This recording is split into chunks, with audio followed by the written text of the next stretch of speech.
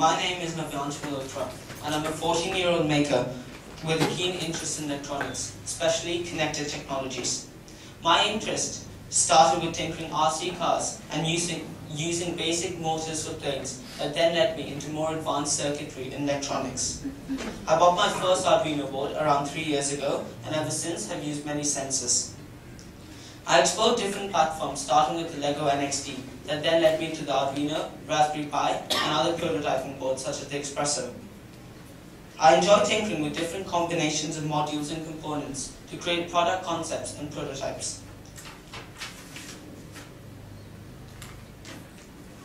Few of the projects I recently developed included IoT weather station and a distance measure using ultrasonic. I also developed a smart fan, which I presented at IDE 2016. My team won a gold medal for that. That project taught me a lot about the IoT capabilities possible using the Arduino board. For the Singapore Maker Fair 2016, I developed a smart mobile control switch. It was an honor to have Minister of Smart Nation, Dr. Vivian Balakrishnan, and Dr. Yaqub Ibrahim, Minister of Infocom, visit my booth.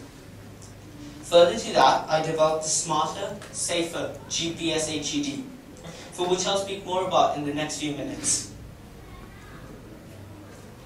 Have you ever been in a situation in which you're too lazy to get up to switch on or off a switch, be it the lights, coffee machine, hot water, or anything?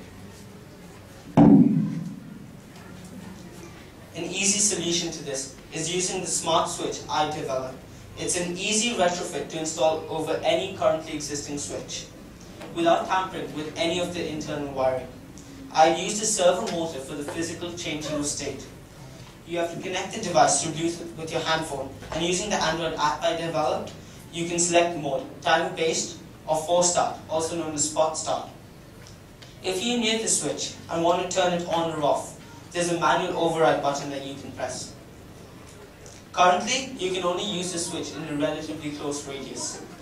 Although with the Wi-Fi capabilities that it holds, it means you can control it from anywhere as long as you have internet.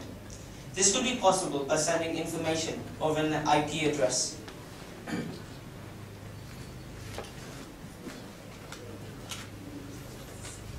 For this project, I used an Arduino as it's extremely versatile and flexible while still holding the prototyping capabilities. As I wanted to make this size as compact as possible, I used the Arduino Nano. This conceptual picture shows how the device works on a standard flat surface flick switch. The Bluetooth module that I used was the HC05 that has a radius of around 30 foot. This is a brief explanation on how the mobile control switch works.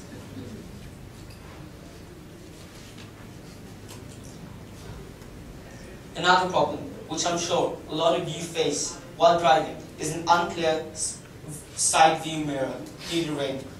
I've come up with a product concept that solves your problem: the side view mirror wiper. As pictorially illustrated on the board, you can see its result. The red arrow points to a 9G servo motor connected to a specially sized wiper. While it's not only irritating, it's also highly dangerous to drive with unclear mirrors. And in the lovely rainy weather of our country, this is nearly a daily basis scenario. The device is attached with a rain sensor. When rain comes in contact with the conductor plates, the circuit is closed. At that point, the wiper switches on, providing your car engine is on. It also has a hardwired push button. As there's no wiper that fit my requirements, I had to buy a standard car wiper and cut it and make a few new parts so that it would fit. It's a simple retrofit for cars. This unit is also prototyped on an Arduino.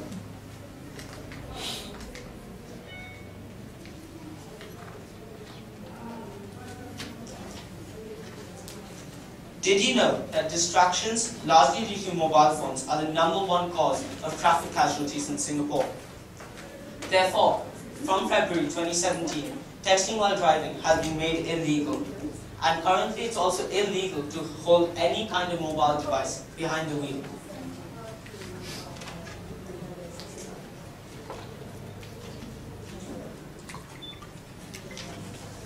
If you're driving at over 60 kmph, Just to look at the speedometer, you're driving blind for 15 meters. If a vehicle comes in front of you suddenly, whilst you're looking down to the speed, or to decide at your phone for GPS information, even for a very brief moment, increases the possibility of an accident tremendously. To change this and avert these accidents, I developed the smarter, safer GPS HUD. My project combines a GPS map, your speed, the speed limit of the road that you're driving on, and telematics.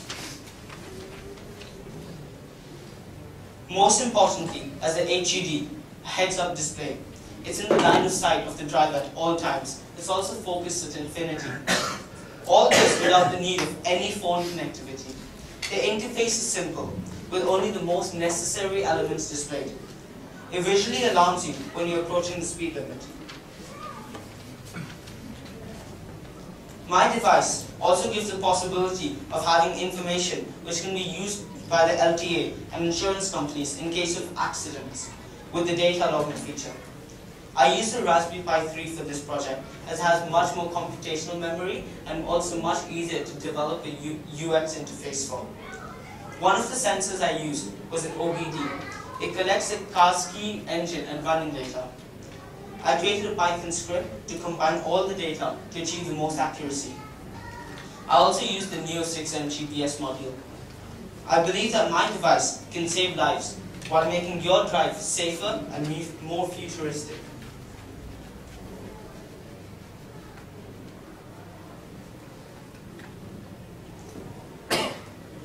Wouldn't it be easier to have a single remote to control all your home appliances? There's a solution. I developed Wear Remote, the generic gyroscopic wearable remote. It recognizes gestures and controls the selected device. You can select your device using a push button and see which device you're controlling you can see which device you're controlling with the OLED display inbuilt. The device is currently a finger sleeve.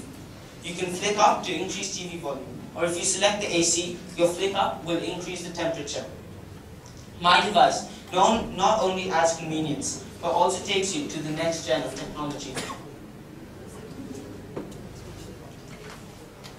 For the past few months, this has become from an idea to a reality. The journey started with an Arduino Uno and a breadboard.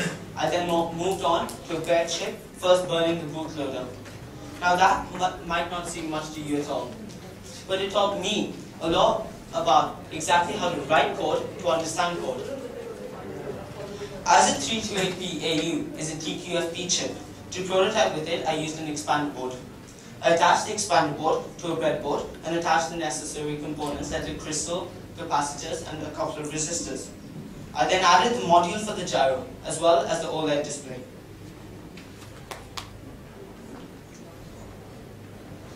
What took me the most time is comprehending raw data from the gyroscope. The top right graph is a graph that I made with the top left graph is a graph that I made with the raw data and from the serial COM input, and the bottom left graph is a timescale graph that I made with the average data using an algorithm that I thought was rather complicated.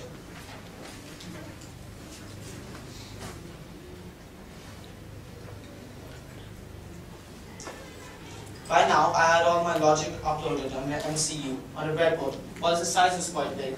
I knew it could easily be brought down, as I was currently using THC's through-hole components. I then went on to designing PCB, a first-time experience for me. I started by adding all my components on Eagle. That itself took me a day. Then another 2 days for making the PCB as small as possible, but still leaving gaps between the components so that I could hand solder them. That's right, hand solder SMD components. I was fortunate enough to get help from XPC, which is an experience center set up by HomeFix. Over there, I had my single layer PCB etched. The current size was much bigger than a single finger. This was due to the fact that it was a single layer PCB and had left rather big gaps. Even though that Even though the PCB was not a viable design to use on a finger, it taught me a lot about the entire experience.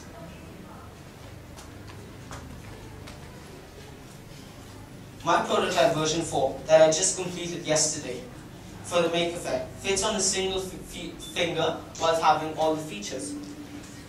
The version 4 uses standard modules with some minor customizations, so I went back to basic modules.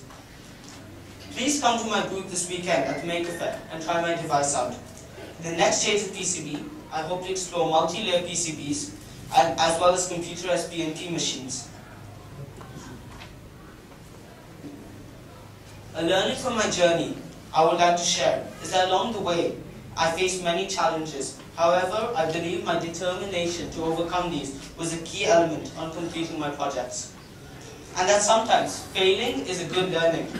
As a young maker, my motive runs parallel to Abraham Lincoln's words: the best way to predict the future is to invent it yourself. Thanks to all our supporters here today. Technology is even more accessible, affordable, and available, so young makers can contribute in the move to being a smart nation. Thank you, and hope to see you at the Maker Faire 2017. Happy writing.